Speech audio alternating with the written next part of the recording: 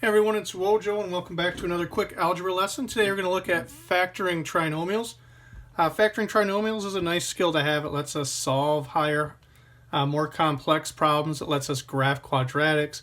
It can be used in manufacturing, optimization, design, helps solve physics problems. There's lots of things that factoring can help with. We'll use it a lot in Algebra 2 as well. One of the things we want you to know is when you see factor x squared plus 7x plus 12, like a problem we're going to do today, you already know some of these words. You've heard of the word factor before. Maybe you've heard us ask, what are the factors of 24? And you might have said 2 and 12 or 3 and 8 or 4 times 6. These are all the numbers that multiply to 24, 1 and 24. So factor, the word factor means give us something that's going to multiply to give us that number. And so if I said factor is 24, 2 times 12 gives us 24. That's why 2 and 12 are factors. What we're going to try to do is figure out what's going to multiply to give us a polynomial like x squared plus 7x plus 12. And since we don't have a lot of experience with polynomials, it's kind of hard to just think, well, what could multiply to give me this? And so when we do problems like this, we always like to go back and just talk about multiplying polynomials. And it helps us get some sense of how we're going to do these problems. So I'm not going to factor right now. I'm actually going to go back to a lesson we talked about before with multiplying polynomials. If I ask you to multiply x plus 3 times x plus 4, hopefully you remember how to multiply. If not, we'll just do a quick reminder. Remember, when we're multiplying, there's nothing in between these symbols.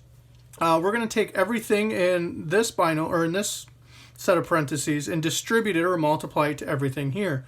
So this x is going to get multiplied by the x over here. X times x is x squared. Then we're going to take the x and multiply it by the 4. X times 4 is 4x. And once we've distributed everything from this set of parentheses over here, this x to the x and the 4, then we can go and multiply the rest. So we still have the 3. So 3 times x is another 3x. And then 3 times 4 is 12. Again, we're multiplying these together as a review because it's going to help us figure out how to factor. Now, if you look at this, you'll notice that we have like terms, 4x and 3x, so we can put those together.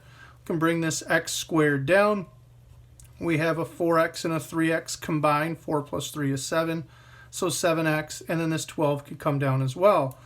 And so what we'll notice is if I multiply x plus 3 times x plus 4, my final answer is going to be x squared plus 7x plus 12. And so what we'll be looking at is kind of noticing, well, when I multiply these two binomials together, remember binomials means there's two terms. There's an x and a 3 in this one, an x and a 4. They each have two terms. When I multiply two binomials, I end up with a trinomial. And that's going to be really, really important, that if I notice I have two binomials multiplied, I end up with a trinomial. That helps me work backwards. If I'm given a trinomial, and again, going back to the problem we had, if it says factor, which means make a multiplication problem, and I notice I have a trinomial, it's kind of my thought, like, oh, look, there's 3 terms here. I know that when I multiplied two binomials together, it gave me a trinomial. So it helps me set up the basic setup of my answer. So we already know what goes in here because we just did it and worked backwards. But if you were just given this problem, you didn't have this part up here, and you just said, well, what's going to multiply to the x squared plus 7x plus 12? The thought I have is, well, because my answer is a trinomial, then I know that it must have came from a binomial times a binomial. So this idea of something plus something times something plus something, or something plus something minus. So now we can look at trying to figure out what would have to go in here to give me the x squared plus 7x plus 12. So let's first start with the x squared. What multiplied to give me an x squared? It was this x multiplied by this x. So working backwards in my head, I can go, oh, if I put an x here and an x here, and then I multiply them together, I would get this x squared. So I know that there's going to be an x in this first spot of each of these binomials. The harder part's going to come in trying to figure out how the 7x and 12 got here. What kind of numbers could I put here that I'm going to get a 7x and 12?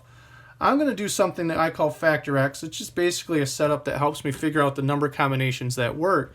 But I'm going to put the 12, the number that's at the end, always the number at the end on top, and the number that's kind of in the middle at the bottom. So the 12 is at the end, I'll put it on top, 7's there. But I'm just going to put that because it's going to help me figure out what numbers I'm going to have to put in here. Now, to figure out where this 12 came from, let's go back into this problem. How did I get this 12 in the first place? It was the 3 multiplied by the 4. So I know whatever two numbers I'm going to use, they're going to have to multiply to 12. Now, there's lots of combinations of numbers that multiply to 12. 1 and 12, 2 and 6, 3 and 4. So how do I know which combination? Is it a 1 and 12 that goes here? A 1 and 12? Is it a 2 and a 6? Or is it a 4 and a 3? That's where this other number comes in. Let's figure out where the 7 came from. The 7 came from the 4x getting added to the 3x. So when they combine these together. So whatever number combination I use, it has to multiply to 12 and also combine to 7. Well, 1 and 12 multiplies to 12, but it wouldn't combine to 7. 2 and 6 wouldn't combine to 7. My only options are 3 and 4. So then I know when I go to fill this in, because they're positive 3s and positive 4s, that the two binomials that multiplied to give me this must have been x plus 3 times x plus 4. That's the only way that I was going to get to that. So that's kind of the basics of the problems that we're doing. Now we're just going to look at just a couple more and kind of go from there. So let's look at one that we don't know the answer to. So what if we said factor x squared plus 8x plus 12. Factor x squared plus 8x plus 12. And we wanted to get the answer to that one. So again, I noticed that this is a trinomial. So in my head I'm thinking, oh, there's 3 terms here. It's what we call a trinomial. I know that trinomials came from a binomial multiplied by a binomial. And so I just have to figure out the pieces that would go in here that are going to give me the x squared plus 8x plus 12. So I know to get an x squared, I have an x in the beginning and an x in the beginning. This x times x is what's going to give me the x squared. Now I got to come up with numbers that multiply to 12 that would combine to 8. Numbers that multiply to 12 that combine to 8. And so we just did 12. We know 1 times 12 wouldn't combine to 8. 3 times 4 wouldn't combine to 8. But what about 2 and 6?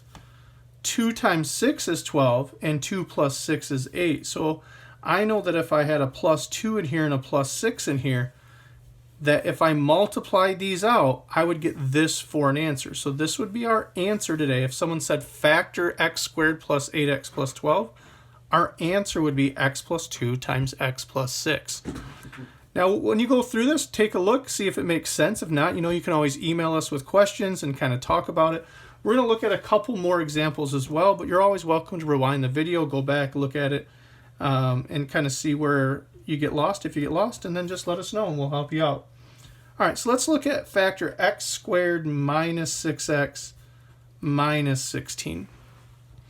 Once again, I notice it's a trinomial, 3 terms, so I'm going to get my basic setup as a binomial times binomial.